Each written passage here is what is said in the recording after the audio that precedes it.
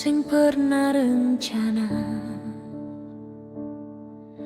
beta dengale dipertemukan dari orang tua pun doa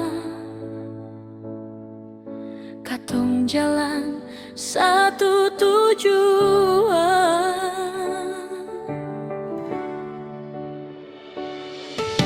Awalnya cuma biasa saja,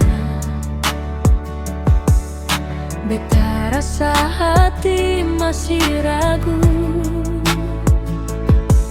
tapi Ale senyum tiap hari. Pelan-pelan beta jatuh cinta.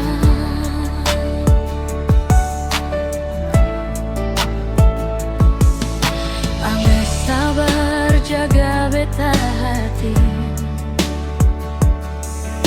walau cinta datang perlahan.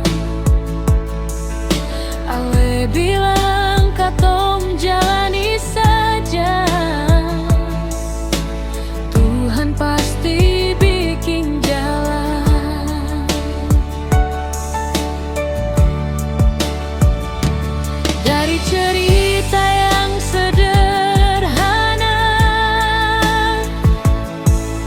jadi kisah paling indah. Sang sangka yang dijodohkan ternyata